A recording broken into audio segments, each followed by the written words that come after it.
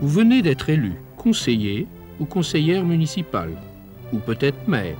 Oui, vous, ou bien vous, élu par les conseillers municipaux. Vous voilà devenus des acteurs importants de l'histoire de votre commune.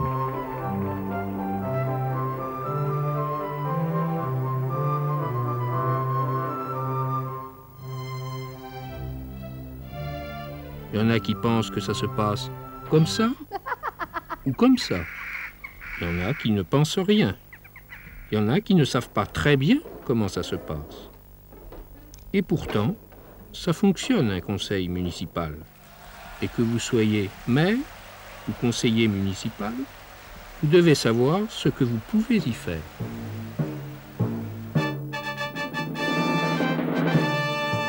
Allô, monsieur le maire? Je me permets de vous appeler parce qu'il y a plus d'1 an que nous n'avons pas eu de réunion. Plus d'1 an? Le conseil municipal doit se réunir au moins 1 fois par trimestre, 4 fois par an, chaque fois que le maire le juge utile. Psst, monsieur le maire, il faut réunir le conseil municipal.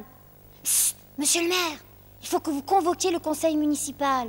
La moitié au moins des conseillers municipaux en exercice peut le demander, ainsi que le préfet.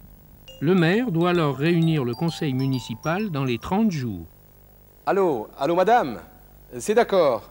Vous pouvez venir à la réunion, ce soir. Et où est-ce que ça se passe? À la mairie. Ce soir. Non, non, stop, coupez, ça ne va pas, non. La convocation doit être faite par le maire, par écrit et adressée au moins 3 jours avant le jour de la réunion, aux conseillers municipaux, à leur domicile. Sur cette convocation sont indiqués le jour, l'heure, l'ordre du jour et le lieu de la réunion.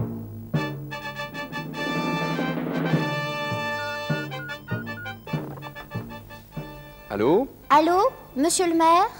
Vous savez qu'il ne nous reste plus que 2 jours pour examiner ce problème? 2 jours? Ah bon? Bon, alors, délai d'urgence, nous allons nous réunir après-demain. L'urgence peut être invoquée dans l'intérêt de la bonne administration de la commune et lorsque le respect du délai de 3 jours pourrait porter atteinte à celle-ci.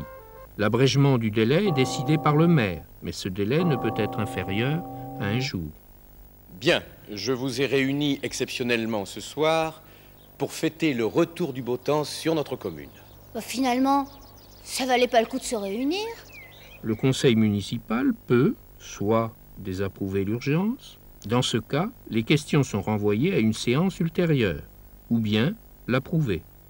Je déclare ouverte la séance du conseil municipal.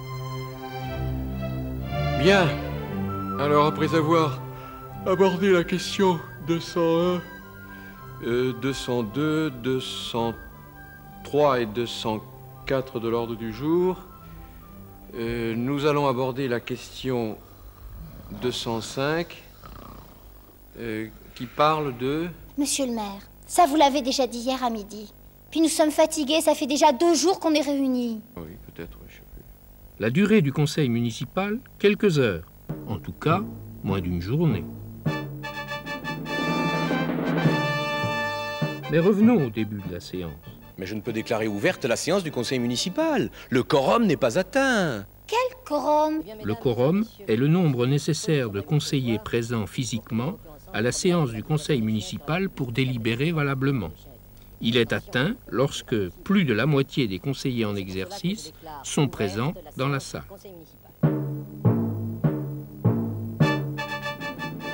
Le quorum étant atteint, la séance peut commencer. C'est le maire qui assure la présidence de séance, sauf lorsqu'il est absent ou empêché, ou lorsque les résultats de sa gestion, inscrits au compte administratif, sont débattus. Nommé par le conseil municipal en début de séance et choisi parmi les élus, le secrétaire de séance rédige le procès-verbal de la réunion. Les séances du conseil municipal sont publiques et toute personne peut y assister, dans la limite des places disponibles et sous réserve de ne pas participer au débat. L'enregistrement des séances au magnétophone par un membre du conseil municipal ou un administré peut être autorisé par le maire, s'il ne trouble pas la sérénité des débats. Je demande que le conseil municipal se réunisse en comité secret. Nous demandons que le conseil municipal se réunisse en comité secret. Mais madame, il faut que vous soyez au moins 3 pour voter la réunion en comité secret. Adopté. Nous allons demander au public de bien vouloir se retirer. Le conseil municipal peut entendre l'avis de personnes étrangères en cours de séance. Non, mais pourtant, nous vous l'avons tout à fait bien expliqué. Oui, non, je crois que non, mais si vous Mais avez... celles-ci ne peuvent participer au débat. Ça suffit maintenant, laissez-moi... Le maire assure la police de la séance. Il peut faire expulser ou arrêter tout individu qui trouble l'ordre. Bref, le maire énumère l'ordre du jour, ouvre et lève la séance, met en discussion les affaires, met fin à tout débat sur toute question étrangère aux compétences du conseil municipal ou qu'il juge inopportune. Monsieur le maire, les conseillers municipaux peuvent faire toute proposition qui est de leur compétence.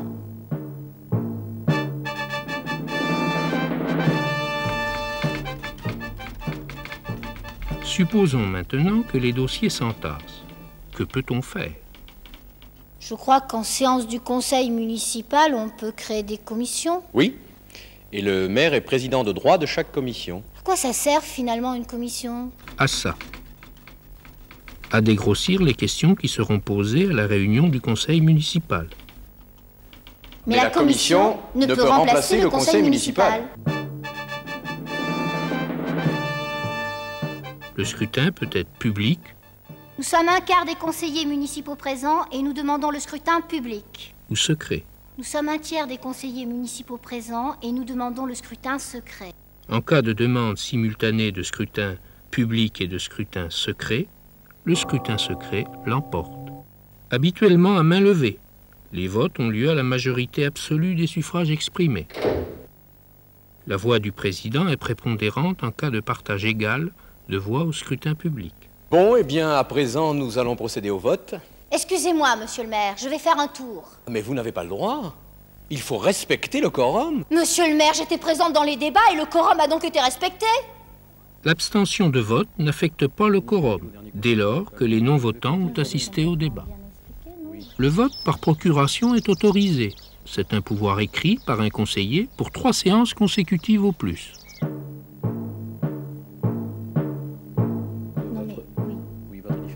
Les délibérations du conseil municipal sont valables s'il y a eu débat et décision prise en toute connaissance de cause.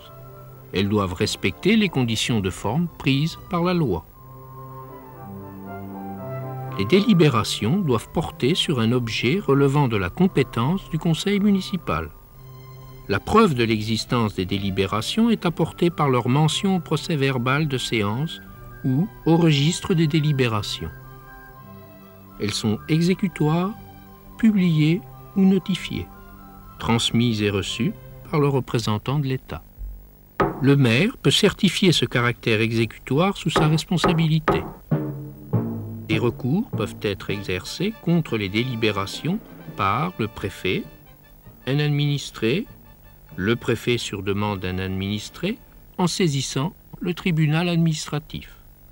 Le secrétaire de séance rédige le procès-verbal. Il y mentionne Le jour, L'heure de la séance, la présidence, les conseillers présents ou représentés, les opinions exprimées, les votes, le nombre des votants, la désignation des votes, les affaires à débattre les discussions. et les décisions prises. le procès-verbal est adopté par les conseillers municipaux présents à la séance. Et il est communicable à tout habitant de la commune. Le compte-rendu de séance est un résumé du procès-verbal destiné à l'information des administrés. Il doit être affiché dans les 8 jours qui suivent la tenue de séance à la porte de la mairie.